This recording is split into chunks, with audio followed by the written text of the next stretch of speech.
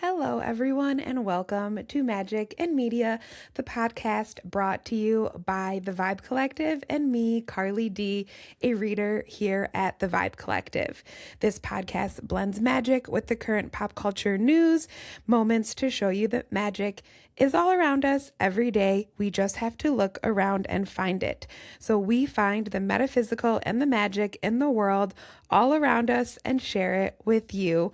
Welcome to Magic and Media. I am so excited to be back again this week for a new episode of pop culture topics and magic in this world around us. So thank you so much for joining. I have my throat chakra tea ready to go, and I'm ready to jump into this week's topics. We are going to be talking about really the energy going into this weekend, because we are starting with the energy of Friday the 13th, which will be here this Friday. Then we're going to talk about Valentine's Day, which is, of course, very timely. That will be on Saturday. And we will round out with a little Chinese astrology check-in as we are getting ready for the Chinese New Year and the Year of the Horse. So, packed episode this week. Again, very poignant topics for this weekend going into Friday and Saturday of what energy is going to be around us, what's going to be vibing, what's going to be flowing. So let's get into it.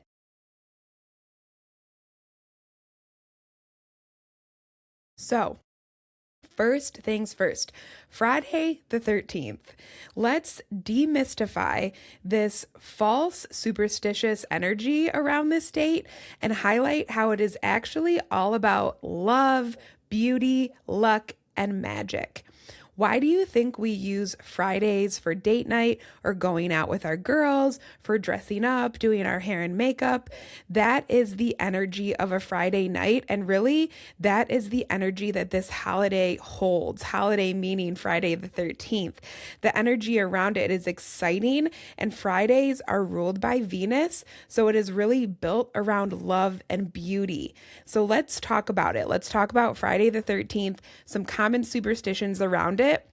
But up top, what I really want to emphasize with Friday the 13th, like we're saying in this initial intro to this topic, it is actually a day built around beauty, love, admiring others, loving others. It has a lot of goddess or female energy, female goddess, power, divine energy, Friday the 13th, because it does have a lot of feminine energy with that Venus and love and beauty. But overall, it is not an unlucky day. It is actually what we would consider an auspicious day. And an auspicious day does mean luck, good fortune, and the kind of day where there's just like magic in the air and we can kind of sense it. For many years, Friday the 13th has been painted as unlucky, but historically and spiritually, it's actually incredibly powerful. So here is some information about the magic of Friday the 13th. First off, like we said, it is Venus Day. It is ruled by the planet of love, beauty, pleasure, abundance, art, and attraction. So again, that's why we have Friday date night so commonly. That's why we go out on Fridays. Pleasure, abundance, attraction. It really is such a perfect Friday going into Valentine's Day with that love energy. Friday also comes from the word Freya, and Freya is the Norse goddess of love, fertility, magic, and feminine power. So again, energetically, lots of female power, lots of woman energy on Friday the 13th. So it is very charged with romance. Again, very perfect going into a Valentine's Day weekend, but it also has an emphasis on like magnetism, drawing people in. Again, that luck, that auspiciousness, that magic in the air. This is also a really good time for sensuality, creativity, connecting to that sacral chakra, which is where all of our creativity comes. Now, another element of Friday the 13th that really emphasizes its magic is that 13 is the number of the divine feminine. So, in numerology, 13 aligns with the lunar cycle. There are about 13 moon cycles or lunar cycles in a year. We talk about these a lot with the new moons and the full moons, but this number 13 is deeply connected to feminine energy, intuition, creation, death and rebirth cycles, and again, that goddess Freya energy archetype. So, this is a very magical, really more powerful time. And before we got into patriarchal times, it was a superstition that it was unlucky because the patriarchy took it over. And before that, we really saw it as feminine energy, intuition, and power. So until the patriarchy came in and kind of labeled it with this unluckiness, Friday the 13th was very sacred. And it represented a lot of the time transformation and power, which is why you do see lots of mystical people, witches, using Friday the 13th to harness that energy, to do spell work, to set intentions, to light candles, because that number 13 is so sacred. And Friday the 13th has that extra magic energy around it. So let's go through some very common superstitions around Friday the 13th, and again, kind of demystify them or debunk them for you so you can see that this is really a day of fun, magic energy and not bad luck. So, a very common one, black cats crossing your path. This was often linked to witches as well as bad luck in Western superstition, but originally cats, especially black cats, are seen as intuitive guardians and protectors. So lots of, energy around black cats is, of course, connected to witches. It's very common in pop culture and media for us to see a witch with a black cat. Think Kiki's Delivery Service, Practical Magic, movies like that. But again, black cats were originally seen as protectors and intuitive guardians. Lots of superstition around black cats is that if they keep coming into your life, they are there to protect you and to be your guardians, to look out for you spiritually. I have two black cats that wandered into my life. We rescued both of them. We did not go seek them out. So I do think that is pretty fitting. And in many cultures, especially parts of the UK and Japan, black cats actually mean good fortune. And I definitely agree with that. I love my black cats. I do think of them as little protectors. So there is not that really negative superstition around black cats that we see often with Friday the 13th. Now, another common superstition, which we don't hear about as much anymore, but again, this is very commonly tied to Friday the 13th or being unlucky, and that is walking under a ladder. While there's not many ladders around anymore for us to walk under, this was said to bring bad luck because a ladder leaning against a wall forms a triangle, which we do consider to be a holy shape or a sacred shape, the Trinity, the power of three, all that kind of stuff. And breaking that triangle was thought to disrupt sacred energy or sacred geometry. Now, sacred geometry is not something we've talked a lot about in this podcast, but it really is the energy of certain shapes, symbolism, the duality of shapes, and the energy that they bring. Sigils are a big part, I would say, of sacred geometry. Sigils are certain symbols that mystical people will use for protection or different intentions. So we'll have to get into sigils and all of that another day. But back to our superstition of going under ladders, that magically came from that idea of disrupting the sacred geometry of the triangle. So again, very old kind of knowledge even around that superstition, but it is basically about not disturbing sacred energy. So the way I would think of that now almost is just holding reverence when you're in a sacred place, like a park or a cemetery. You wouldn't want to disturb that kind of sacred energy, or really anywhere that you feel sacred energy. And even saying a church and cemetery, those seem like very obvious, and they are obvious places of sacred sacred energy where we show respect. But maybe even think if you see a little altar set up on the side of the road or in a business, holding reverence for that and not disturbing sacred places or sacred energy like that is really the message behind that superstition. Now, another superstition we've all heard is breaking a mirror equals 7 years of bad luck. Now, on this podcast, we've talked about how mirrors and symbolism are really reflecting back to yourself, looking inward, that very infamous self-awareness. So it is a bit that idea of not being real with yourself, right? Not being real with your soul when you break a mirror. And it symbolizes fragmenting your spirit. So again, we think of mirrors as a reflection of ourselves, our inner selves and our outer selves, really. So when we break a mirror, that is kind of breaking that fragment of our soul, again, maybe disturbing the self-awareness that we may be working on. The 7 years ties to the ancient Roman belief about life cycles renewing every 7 years. The modern take, of course, is that it's symbolic of identity shifts and transformations. So again, the 7 years, there is a little bit of that Roman cycle thought of every 7 years rebuilding your life.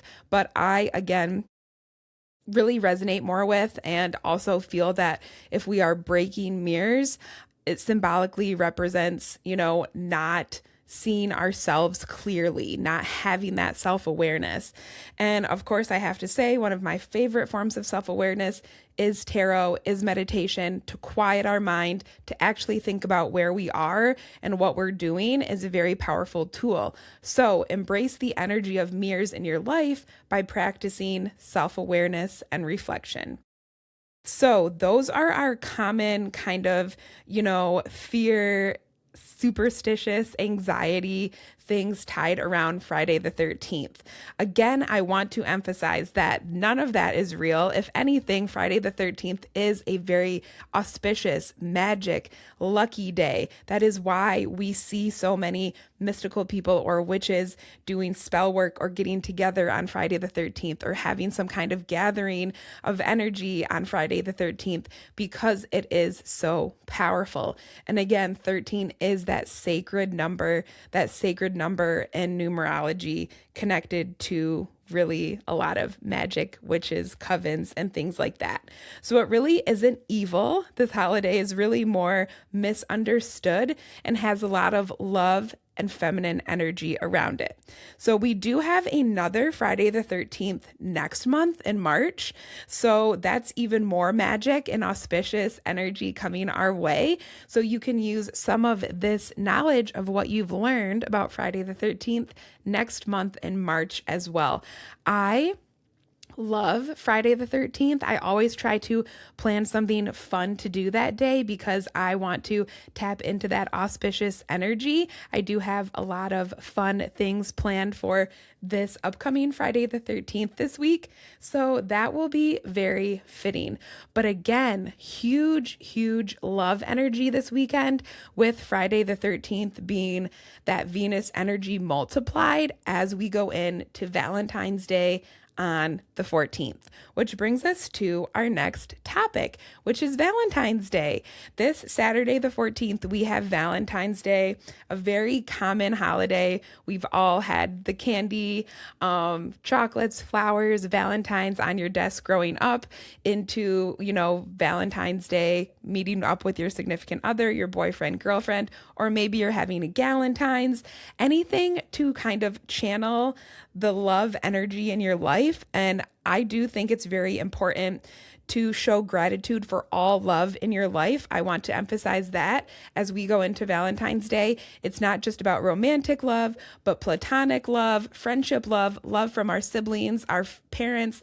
Love is everywhere around us, not just partnered romantic love. So make sure that you are showing gratitude for all the loves in your life that are around you. So, today we are going to talk about Valentine's Day and the story of Saint Valentine. I love this story because it really does show a nice background for why we do certain traditions in Valentine's Day modern day. And this comes from a very long way back. So, I'm going to be taking us all the way back to 3rd century Rome, around 269 AD. There was an emperor who believed that single men made better soldiers than married ones because they were more focused, obviously, on war than their loved ones back at home. So he banned marriages for young men so they could focus on war and fighting in the army. But Saint Valentine, who was a priest, originally, maybe people even thought he was a bishop, but he did have some kind of rank, as far as religion. But he thought that this was unjust. He didn't agree with it. He thought that love should prevail, even if they were young, and how fitting love is more important than hate. Very notably said and signage during the Big Bunny's performance in the Super Bowl. So that is still very much in today's culture, right? Love is stronger than hate. So Saint Valentine did not believe in banning the marriages for these young soldiers. So he believed in love, he believed in union, and he believed in the spiritual enlightenment that came from love. So what did he do? He performed secret marriage ceremonies. How fitting for a day that we celebrate love. He saw how important love was at this time, especially during a time of war, and he made it a priority to keep marrying people, to keep having these sacred unions, even at a time where the actual emperor was trying to stop it. So he was arrested for performing these secret weddings in defiance of the emperor. So because Saint Valentine was arrested, he was imprisoned and put in jail. So legend says that he befriended and possibly even healed the jailer's blind daughter. So he made friends with the jailer's daughter. It is in legend that he spoke the gospel to her, he converted her to Christianity at the time, and he healed her blindness through God's miracle to show her that God is real. This was everything that Valentine did with the jailer's blind daughter. Now, before he was executed, he supposedly wrote her a note explaining that how grateful he was for her at the time, all the conversations they had while he was jailed. And at the end of the note, he signed, "From your Valentine." So he gave her really the first Valentine, the first note based around love and gratitude, like we were saying at the start of this topic, and signed, "From your Valentine." And as we know, that phrase lived on. It is said that he was executed on February the 14th, which is why Valentine's Day became Saint Valentine's Day. So Valentine's Day actually comes from a saint, Saint Valentine. If you're familiar in Catholicism, there's lots of saints, and I do a lot of work with the saints myself in my own spirituality. So I learned this quite a long time ago. But I do love the idea of showing gratitude, showing love, even in hard times, even when he was jailed, and letting people know when we are grateful for them and the impact they have on us, with things like thank you notes, Valentines, and little just messages of love. So may his message of love live on through all of us as we celebrate Valentine's Day this weekend and write Valentines to those around us. But what I wanted to also mention, what you can do this week to channel this love energy, I encourage you to write a Valentine to yourself. I really think that our relationship with ourself is our most important relationship, and it is our first love, ourselves. So write a Valentine or a message to yourself this weekend, thanking yourself, telling yourself you love yourself, and just focusing on that gratitude and love you have for your relationship with self. All relationships stem from this relationship with self. So take some extra time this weekend to connect and maybe self-reflect, like we talked about a little bit earlier too. But that is the message of Valentine's Day, where it really came from, and how Saint Valentine ties into the day. Now, there is a lot of spring energy coming, and we kind of see that with Valentine's Day because it is a love holiday. It does have fertility energy around it. So it is just another inkling that spring is kind of coming while we are in winter. So that is what we have to say about Valentine's Day. Be sure to write yourself a little love note and maybe even list a few things that you love about yourself, just to build that self-awareness and that relationship with yourself. So enjoy all the love that we have coming this weekend with Friday the 13th and Valentine's Day. I hope that this is getting everyone excited for this weekend and all the good stuff that we have coming. Now, our last topic of the week is something we've been talking about a lot, really on this podcast. I've mentioned it a lot because it is an energy that we all feel as a collective, and we are going to see a lot of this coming up these next couple weeks, and that is the Chinese New Year. So we mentioned at the end of 2025 that the Chinese New Year doesn't start until February or March, so we would still be in that shedding year of the snake 2025 energy until we get to this Chinese New Year that's coming in February and March. So my first question for you is, have you felt the final sheddings in January? I feel that a lot of the collective energy we are seeing continuing to release, to transform as we get ready for this Chinese New Year to come in the end of this February going into March.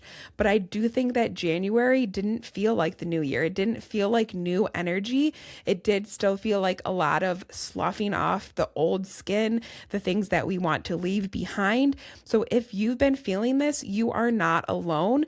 We are just now tapping into that year of the horse energy. And when I say just now, I literally mean in a few days, like these next 3, 4, 5 days, we are going to be in that final shedding before we get in. So just like January, we were still feeling that shedding energy. We are still going to feel it really all of this week into next week. More around the 17th, 18th is when we start to see that year of the horse ride in with that strong momentum to move forward. So take some time these next few days and this weekend, even though we're going to be celebrating Love and Valentine's Day, maybe you have a final releasing ceremony for yourself before we get into this year of the horse. Take some time to reflect on what we are truly leaving behind and shedding in the year of the snake. And this could be things not just from 2025, but from the past, 7, 8, 9 years. And we are really seeing a big transformation happening for a lot of us as we go into this Chinese New Year. So take the time you need to reflect as we release everything we need to from the past year and maybe even the past decade. So the year of the horse is clapping ahead. We are so close. I feel that we are on the edge of something big. A lot of us have been working on stuff, have been building on stuff, or maybe you feel a big change, a big transition coming for you that maybe you've been a little scared of, but we know we need to let go. There's a huge message in letting go of things that we want to grip so hard because we know that it's really not meant for us anymore, but it's uncomfortable to change. And it's uncomfortable to try something new. So we hold on to it so tight. And those are exactly the things that we need to release and let go. So this weekend, before we get into this year of the horse, make sure that you're shedding all of that final, just unneeded habits, energy, charge that you may have from 2025. I also want to remind all of you that horses move fast. There's a lot of energy in the Knights in Tarot because they ride horses, they move fast and their energy shifts fast. So I'm warning you now, as we get into the year of the horse, hold on to the reins because things are going to move fast. Things are going to transition fast, and we are along for the ride. So set yourself up for success as we end February and go into March. Know that you are not alone if you've been feeling a little off at the start of this year. We are just now getting into this forward movement energy, and it is going to feel so good and powerful. So let's start to charge up for that year of the horse and spring energy that we have coming through March and these next few months. So I'm so excited to see what happens next. I'm so excited to go on this journey of the year of the horse with all of you here at the Vibe Collective and anyone who is listening. We are so grateful you're here, and we are all so ready for the year of the horse. We are so ready to move forward from the shedding of the year of the snake into that fast forward, powerful momentum of the year of the horse. So we will see you in the year of the horse. Thank you so much for hanging out with us today, for talking about love and this great love weekend that we have coming up. I hope that you learned something new and you find the value in tapping into that relationship with yourself and writing yourself a love letter this week. So we will see you next time. Thank you so much. And as always, find the magic in your own life.